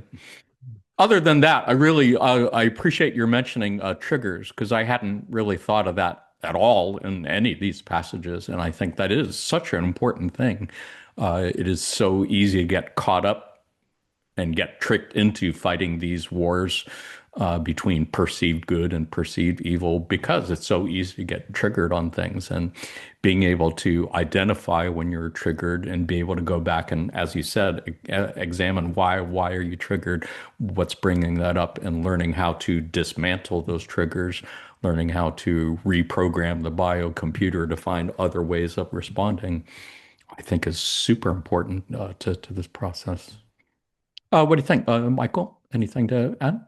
Oh yeah, I wrote down triggers in my little journal here, and I just kept underlining it as she was going because I was yes, this is talking about triggers. Also, the shadow work aspect and becoming more mainstream is very hopeful for humanity in the sense of just like yeah, just being able to look within and figure out exactly what's going on. That's all I would think about is shadow work is just like asking those why questions that Andrea was talking about, and just getting down to the underlying levels of your consciousness and being like, why do you want to do that? And a lot of things are just about triggers, but if we can just get away from like thinking that we need to just completely like disarm our triggers in the sense is like there's so much energy within a trigger. If you can just take things back to like, oh, I'm feeling a lot of energy right now, that's powerful. You can use that energy and transmute that and alchemize that to do. I mean, like artists will take that and like will create beautiful art with it. So it's just like because they're triggered, because they see something that's so maybe horrific in the world, but you can take that energy and create with it. So it's like that's a very important part of the shadow work and noticing triggers in worlds too. So Yeah, I'm glad you picked up on that too. Like I said, I hadn't thought about that at all in the course of putting this session together. So I appreciate the shining the light on it. Renat, anything to add? Yeah, just something that Michael just said made me want to connect the actual the art. I'm used to be a visual artist, and now I'm a writer, and there's so much material in suffering that, of course, you need to know how to bring it to the viewer. I'm not one that brings, kind of it's the reader on the head, not at all. But without suffering, what would I write about? So it's all broccoli. I love broccoli as well. So it's a matter of balance. But two other things I wanted to say is referring to Andrea. I think you were um, you were describing observing the mind, not being, not identifying with the mind that wants to do this and that. Um, Sometimes it wants to do things that, for the sake of rapture and enjoyment that is not really fulfilling. So there's all kinds of ways to get swayed by the mind. But once we have stepped even a little, a little way away from the mind and looking at it, we already have the upper hand. And then we're like, oh, that, we appreciate this power of observation and we hone that. That has been my experience because when I was young, everything was a blur. I didn't understand why I think or behave or feel like that. And others, life was a blur. And then once I realized that, oh, I have the power to observe the mind. Of course, it was a tool that took a while to sharpen. Then I still go into it. I still want to in my head when this this leader or that leader dead. Like, well, they have a job as well. The creator loves them as well. God knows why. And but also the issue of the asset there, that the shadow is an asset, made me think of uh, the Buddhist phrase, suffering is the raw material for enlightenment. And it's the same idea with the law of one, about the catalyst. The catalyst has an opportunity within its core. So, shit happens and we can see ourselves as victims or see ourselves as just, those hurt little child that has an opportunity to grow into something more than a hurtful little child. Um, so that's my 2 cents. Yeah, I'm glad you mentioned the Buddhist part. As you were talking about examining your thoughts, it made me think that sounds like a very Buddhist approach to things. And that is something that I think Quo talks a lot about in meditation and otherwise too, examining your thoughts and why you feel and believe and respond the way that you do. I think it's part of the inner work that we are all being encouraged to do to help with the outer world, shall we say. Beautiful thoughts. I think I have one more passage to I look will at. I'll Go just ahead. jump in real quick, Jonathan. Yeah, You're all a bunch of weirdos for loving broccoli, but I love you all the same anyways. So I just want to throw that out I there. can And accept that. yeah, and I love the fact, Michael, what you said, like it transmutes, you can take that much energy from the trigger and transmute it into something else. Like that's basically the catalyst, right? And Renaud, as you said, if there was no suffering, what would you write about? Like their quote at one point, one of the sessions, they talk about other, or maybe it was Raw, 3D worlds that are basically just full of love and happiness, and they just get to 4D so fast because they're all like, "Nah, yeah, we're cool. We don't want to have to fight. We're good. We love each other. It's all good. Happy go lucky." Sounds quite boring if you ask me. I mean, mind you, after this life, I'm signing up for that one. I need at least one cycle of chill. But yeah, it just sounds like they just move on to fourth because everything's okay. Everybody jives, social memory complex. Everybody understands each other. I'm sure they have books as well, or they've written their records, and it sounds beautiful. But coming from where we are right now in our reality, it's hard to see that or kind of comprehend how the world would look if all was happy-go-lucky, holding hands, kumbaya, Kool-Aid, and everything. So, yeah, no, thank you both for bringing those perspectives. Yeah, Renat, do you have something to share on that? Yes, a point I made in my notes and I forgot about that the beginning of the second paragraph here, the process by which one becomes able to discipline this dark side. And I thought the word discipline could actually be also a transform. And this is what it's about. It's about transformation. If you take uh, the dark material within you, the shadow side, and you transform it into something lovely, then that energy, use that energy. And that's what I've been telling myself. I feel so angry about everything here. Okay, anger is not, it's not bad. It's what I do with anger. If I take that energy and I pour it into something else, to motivate me to do this, that, and the other, then this is the transformation that, this is, I think, this is what we're encouraged to do, the transformation, to take the shadow into light, to take the difficulty into opportunity. And this, Sure. that's what I do in my writing. It's all about the transformation. So, For that's sure. what we haven't, um, Yeah, I agree on that. And if I remember correctly, the passage that Andrea was referring to, I believe they said those social memory complexes that were all peace and love and rainbows and had an easy transition to fourth density actually found that it was difficult to progress beyond that because they had kind of become stagnant and hadn't really developed the strength, shall we say, to deal with the kind of catalysts that entities on Earth have already had to deal with in third density. So I think if I remember that passage correctly, they're saying, this is good. You're learning things here that are actually going to serve you very well in higher densities that we were not able to do. Anybody else have anything else to add before we look at one last passage? Sounds good.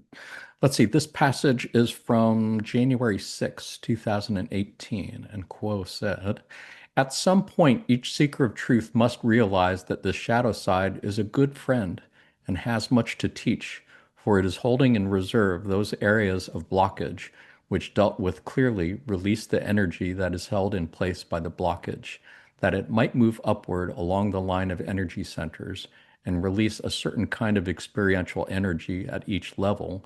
For you all have planned, previous to this life experience, those lessons which are necessary for you, in your own estimation, to complete in order to become the whole human being that you desire to be, that being which sees all as love, gives and receives freely with each the quality of universal love and acceptance. The effort that you make to uncover those hidden areas within you that can offer you learning to achieve this goal is what is called the process of the polarization of your consciousness. For as those who are devoted to seeking and serving other selves, this positive polarization becomes the means by which you might open the heart energy center and release the unconditional love that abides therein. So we would suggest to you that you make friends with your dark side, with your shadow self. Embrace it with open-hearted love. Invite it to share with you those areas which you have ignored in the past, for here is the repository of growth. Here is where you unblock the energies that await release. Here within the shadow side, you have that grittier, hardier, more substantial part of yourself that has had to fend for itself for quite some time and has developed qualities of perseverance, of endurance, and of desiring to be noticed and utilized as a full and whole partner in your journey of seeking. When this unification of your light side and your dark side can be made within your being, then you have the opportunity of, shall we say, functioning upon all cylinders. Really beautiful passage. And as I'm reading through this, I'm reminded that it applies to yourself on one hand, in terms of the aspects of yourself that you see as your shadow side, the murderer, the rapist, the person who does all the dark, evil things that we would never actually want to do in real life, but to befriend that self.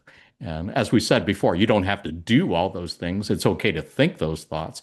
You just don't have to act on them. But knowing that there is some strengths to that shadow side that can make you whole and complete. But it applies those to us collectively as well. It applies to those entities we see in the outside world who we might perceive as our shadow sides, as our dark sides, as actual murderers, as actual rapists, as actual Nazis, and such, and befriend them. I think that's the challenge we're being called to do. Not see them as enemies and something to be fought or suppressed, but to somehow love them unconditionally and to befriend them so that we as a whole can be complete. That I think is the challenge we're being given. What do you think, Michael? Any thoughts on this? Oh man, well said. I was just like, yeah.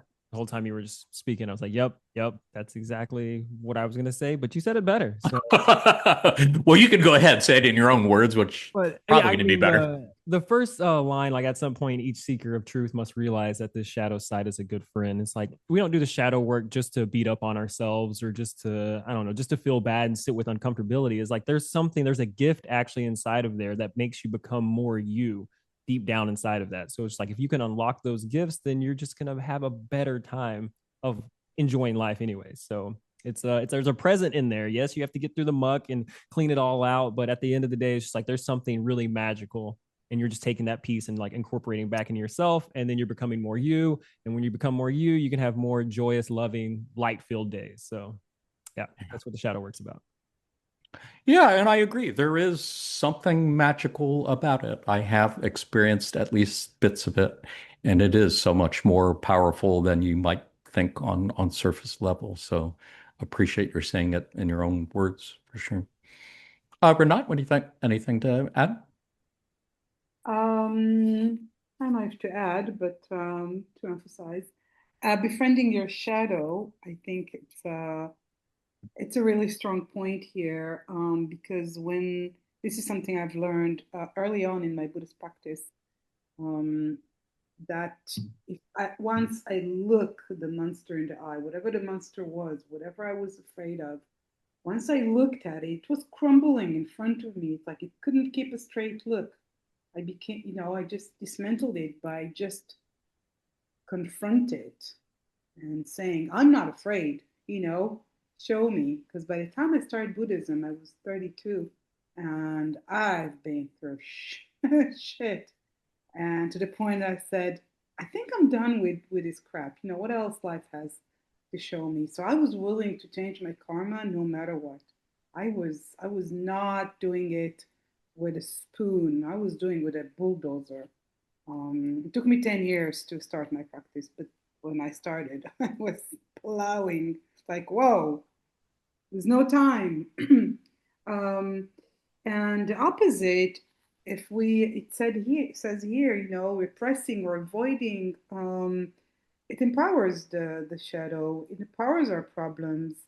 And, by now I can see my friends who have not looked at their shadow and they're having issues, either health issues, mental issues. It's taking a toll, a serious toll, to the point that I had to let go of a very, almost 40 years, 40-year friendship. I had to let go because just her shadow just took over in so many ways. I just, too far gone, and I was getting hit by her, you know, yelling and snapping and manipulating, and it was so confusing. That's the person. I know this person since we were 20 some, you know. So I think there are a lot of people who are reevaluating their friendships or their relationships with family or other such, for sure. Appreciate your sharing that. Andrea, any thoughts to add? I'm looking at the clock and realizing we're coming close to the end of our time. Anything to add, Andrea? Yeah. So in terms of lessons, I mean, the fact that we chose our lessons, and we've all experienced it, I'm sure, at least once in our lifetime where you don't learn the lesson and it comes back again and again and again and again. And it hits you harder and harder in the face until you finally are like, oh, I get it. Fine, fine. I will do something different. Oh, I get it. This was the point of the lesson. Okay, thank you. And then the next lesson comes up. Sometimes you get thrown a few at a time just because, it's just for fun to see if you can juggle stuff. Um, but yeah, I mean, the other selves are a lesson, right? The fact that we see other selves, which are ourselves, we're all one, we see them as separation and we see what they do, and we have to sit here and be like, oh, you other self, you shadow self potentially. I see you. I understand what you're doing, and it's okay. I love you. You're experiencing the part that I don't want to experience. I don't want to rob somebody, but somebody else did want to rob somebody, and they did it. Okay. I chose not to. They chose to. Neither of us are right. Neither of us are wrong. If these lessons were pre-agreed ahead of time. So in that sense, kind of takes away the victimhood of it. But I understand that's hard because I'm sitting here from a point of privilege. I have not had a million lessons punch me in the face. Maybe that was pre-agreed, or maybe they're coming up later in life. Who knows? We won't know till the end. But in that sense, I do kind of what we talked about earlier, just embracing that shadow self, learning to unpack what's going on with you. Where did you, like, how did things come up with you, and what feels right? Because it's hard to sit in a group and be like, I disagree with all of you. It doesn't matter. You can. What feels right for you inside. And if it's not coming from a place of fear, but it's coming from a place of love, and you feel that warm, fuzzy feeling, then that's what's right for you. It doesn't mean it's right for everybody else, but it's right for you. And that's okay. And you have to honor that, and just kind of go with it. Yeah, I appreciate you're so much reminding us to respond with love rather than fear. Whatever it is we do, if we can respond from a place of love rather than fear, I agree. That's key to it. I love that last sentence here where they're saying when this unification of your light side and your dark side can be made within your being, then you have the opportunity of, shall we say, functioning upon all cylinders. It does very much remind me of the proverbial yin yang symbol and the reminder that, as Ross said, the law of one blinks neither at the light or the dark. But you really do need both the light and the dark in order to be whole. And I think that's a nice image to carry with us. Let's go ahead, wrap things up. Where do we go from here? What are some takeaway lessons we might have from our nearly 2 hour discussion today? I have four for your consideration. For starters, if you can learn the wisdom of refraining from the perceived need to battle, that is really the key to getting beyond this. And if you can remember that apparently there are space pirates or fifth density negative entities that literally feed on vibrations of fear and are great at manipulating us into fighting and warring with each other. Even if you don't believe that it's true, pretending it's true, acting as if it's true, and seeing what happens, I think I have found that to be helpful in my own life. And that we can achieve world peace through inner peace. To heal the world, heal yourself, I would say is a big lesson. And loving and befriending your shadow self, I would say is a really important lesson to remember in this. What do you think? Renat, any takeaway lessons of your own you'd like to add? Any final thoughts on this? No, I think you did a really splendid job. You're a great teacher. Well, I really appreciate your being here and helping out. Andrea, anything you'd like to add? Any last thoughts? Yeah, I just want to say thank you for all your perspectives, and I think it's very empowering to see somebody like Renat in an area of currently undergoing war, active war, and Jonathan and Michael in a place where it's social war that's happening, and seeing that you guys can overcome the messages of fear and anger and um, all the service to self messages that are out there, to just get that violence out. You're sitting here and you're having a conversation about, hey, let's just, think about love. And yes, it's hard. And yes, we're being honest. Yes, we can look at 4D and say, oh, in the future, but we're not sitting here saying like, oh, we shall smite our enemy, or we shall, God will punish people and put them in hell, and they will go to hell. No, it's all good. We're sitting here and just being like, we're not going to judge you guys. It's okay. We love you. Sometimes harder to love. That's okay. Like broccoli. Sometimes it's hard to love. But it's okay to love the others. And it's okay sometimes to just be ambivalent towards others. So for me, I took this as a big message of love from you guys, who are currently undergoing challenging times in your areas geographically, and that you're still putting Wait that. till the U.S. invades Canada, and then you will get to It's too cold for experience you guys some here. of what we're experiencing. Yeah. It's too cold for you guys here. Yeah. I'm good. You guys don't even go to Alaska anymore.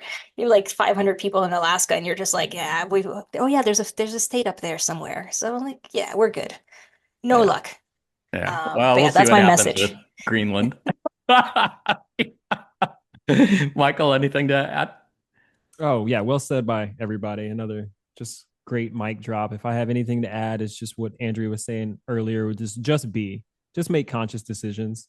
You can choose a side if you want to, side of light, side of darkness, but hopefully you choose your own side just to be yourself, because that authenticity will shine through. So that's all I have to add. Beautifully said. Yeah, and I think you can choose a side without necessarily going to war. You don't have to fight the other side, but can still pick a side if you feel an affinity for one side or the other. Sounds good. Well, thanks so much. And that brings us, of course, to our podcast recommendations. Viewers, if you enjoyed this podcast episode, you might want to check out our episode on great apes. We didn't really talk about it much here, but the whole tribal instincts of war and bellicosity have been spoken about many times as being carries over from our great ape ancestors. And a lot of great passages looking at both our history and how to embrace the past as well as we reach into the future. We also had a podcast episode on time laterals and space pirates, on war and peace, and why there always seems to be war in the Middle East in particular, the history of Mars and Maldek, the history of Atlantis, which we didn't really talk about much, but also has a big part to do with the histories of empires and wars and bellicosity and lessons from Atlantis that carry over to this very day, as well as our episode on shadow work. Check them out if you're interested. That brings us to our pop quiz.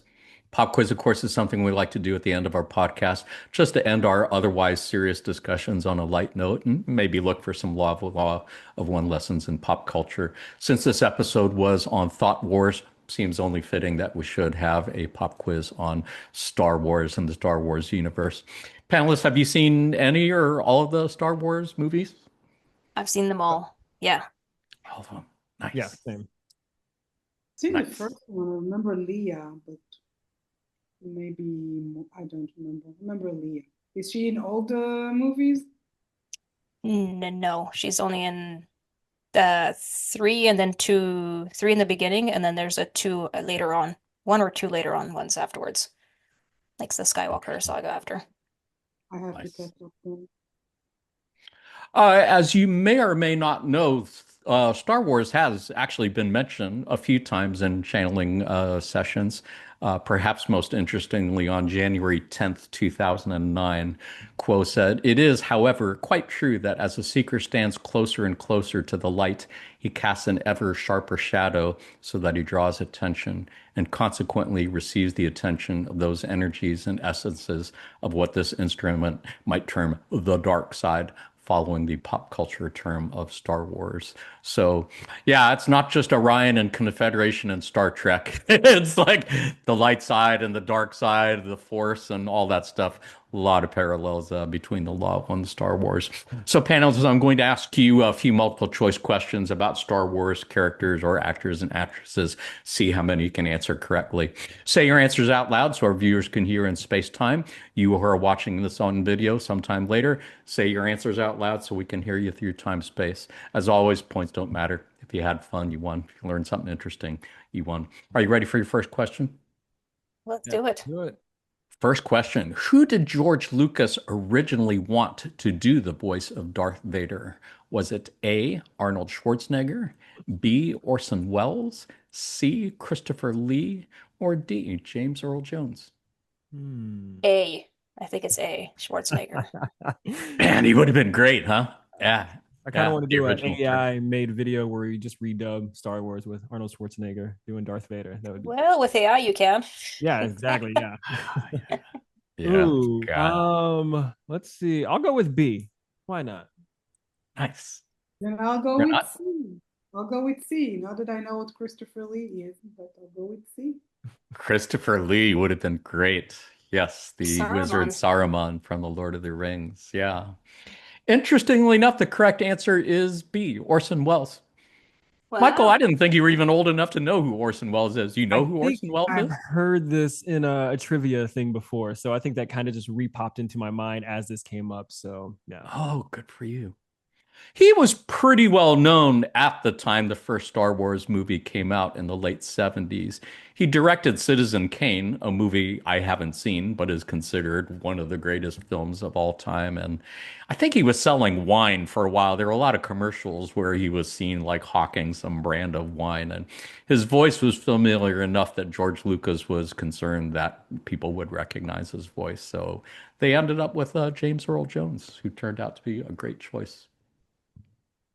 True or false? This is not an actual pop quiz question. This is just a bonus question. True or false?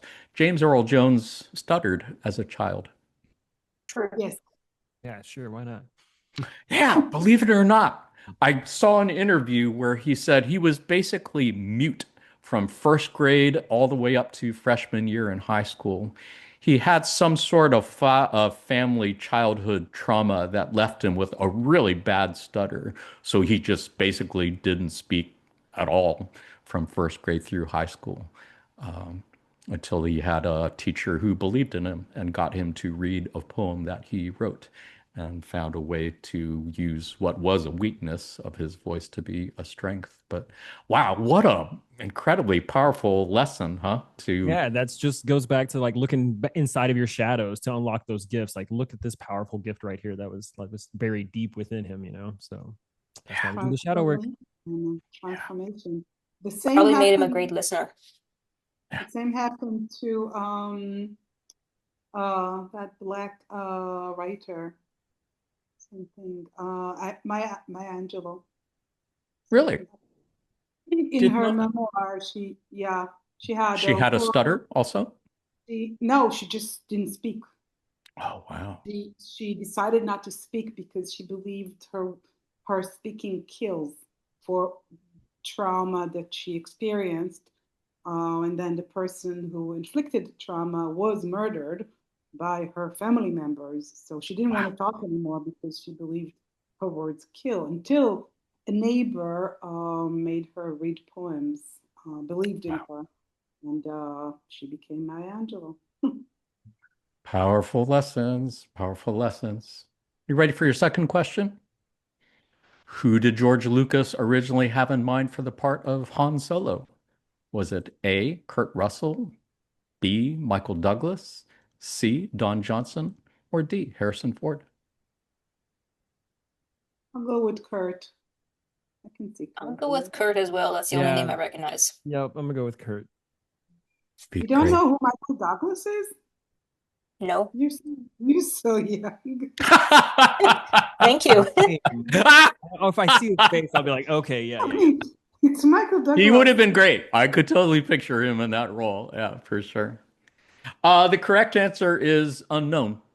Literally unknown. George Lucas was looking for unknown faces to play the role before, and he initially brought in Harrison Ford, who he had worked with before on American Graffiti, just to feed lines to the auditioning actors, who included Kurt Russell.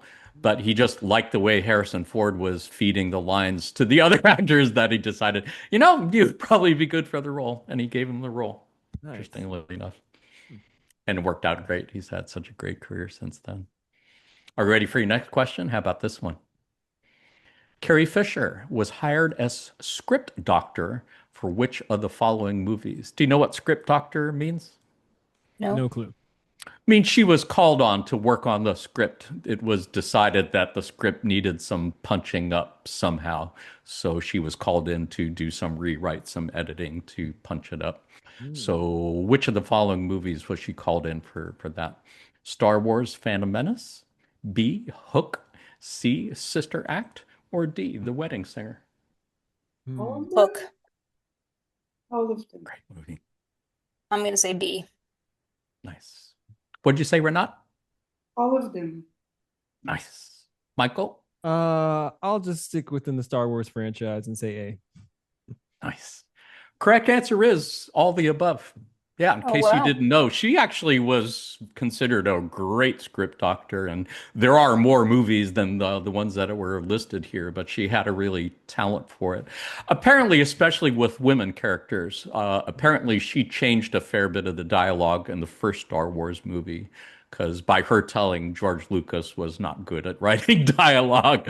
She and Harrison Ford said, you can write this dialogue, but when you say it, it sounds really fucking stupid or something to that effect. So she changed a number of her lines, and she's a great person. I mean, she was a really fascinating, charismatic personality who struggled with bipolar, I believe. But yeah, she was great at dialogue. So she was called to do rewrites for quite a few scripts. Great person. They should have trusted her for Anakin's role as well. The sand piece. I don't like sand. It goes in places. Okay. Yay. Yay. You ready for your last question? How about this one?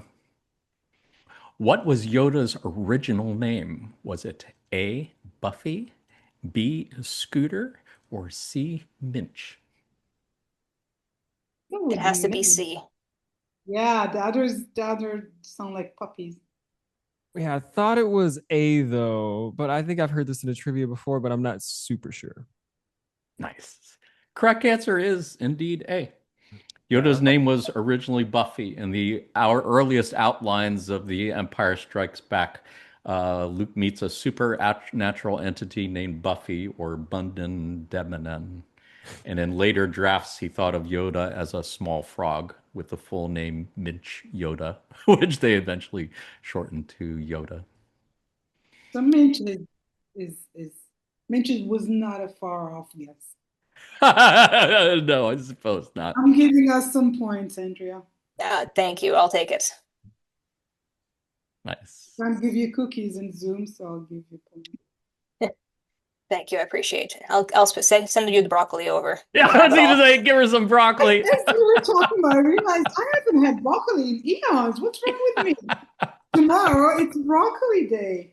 I was your reminder to eat broccoli. This is a mirror situation. You're telling yourself to eat a broccoli, so you're welcome. And you're telling me to eat cookies, so thank you. No, I'm not. I will not take this upon my consciousness. Panelists, as always, it's been a joy and a privilege and honor. Thank you so much for being here. Thank you for all you've done and continue to do in service to others. To all our friends at L&L Research, thank you for all you've done and continue to do in service to others. To all our friends at L&L, to you who are watching this on video at some time in the near or distant future, thank you for all you've done and continue to do in service to others. We are sending you our love light and we are receiving yours. Until next time, in love and light of the one infinite creator, Adonai, namaste. Say goodbye, panelists. Bye. Thanks again. See you on the next one, man.